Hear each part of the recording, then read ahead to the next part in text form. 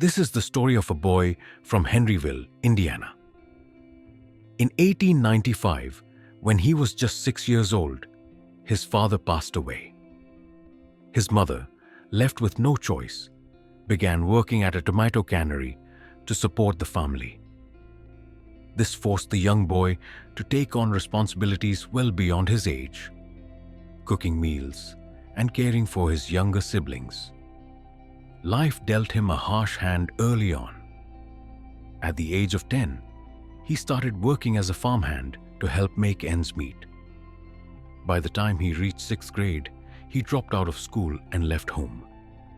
He began painting horse carriages to earn a living.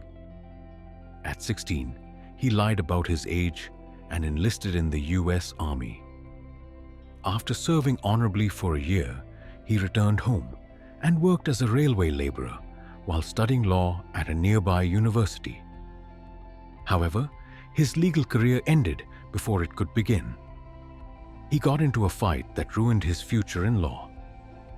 With no options left, he moved back in with his mother and took up a job selling life insurance, only to be fired later for not following company policies. Despite all this, he didn't give up. A few years later, he established a ferry boat company that became an instant success. Riding that momentum, he tried to launch a chemical lamp manufacturing company. Unfortunately, the market had already shifted to electric lamps, and his product failed to compete. Even so, he pressed on. He took a job as a tire salesman, but once again lost his position when the company closed its plant. At 40, his fortunes seemed to turn when the general manager of an oil company offered him a chance to run a service station, but that too was short-lived. The Great Depression hit and the station had to shut down. That same year, Shell Oil gave him another chance, offering a rent-free service station in exchange for a percentage of sales. There, he began serving travelers simple meals and fried chicken. His pan-fried chicken became a local favorite, and soon he gained regional fame. A few years later, he took over the station completely and opened a proper restaurant. As the business grew, so did the competition. An unexpected argument with a local rival escalated into a fatal shootout, killing one of his employees. 4 years later, he purchased a motel beside his restaurant to expand his business. But tragedy struck again. A fire destroyed both the motel and the restaurant. Still, he didn't quit. He rebuilt everything and launched a new 140-seat restaurant. Things looked promising until World War II forced him to shut everything down again. After the war, he began traveling around, trying to sell his fried chicken recipe to other restaurants. He was rejected 1,009 times. But in 1952, someone finally saw the potential. He sold his secret recipe to the owner of a large restaurant, and it was a massive hit. Soon, other restaurants began franchising his chicken and paying him 4 cents per chicken.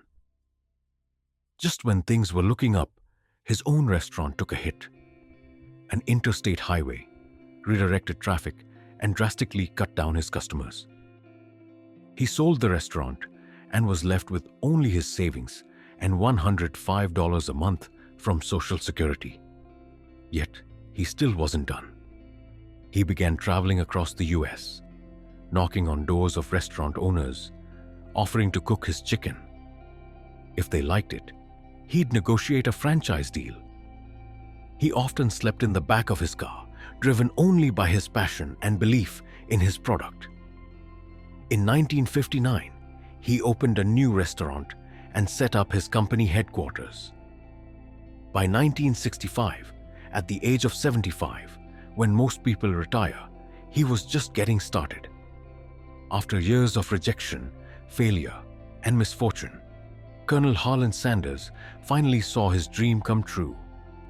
KFC became one of the first fast food chains to go global, opening outlets in Canada, the UK, Mexico, and Jamaica by the mid-1960s.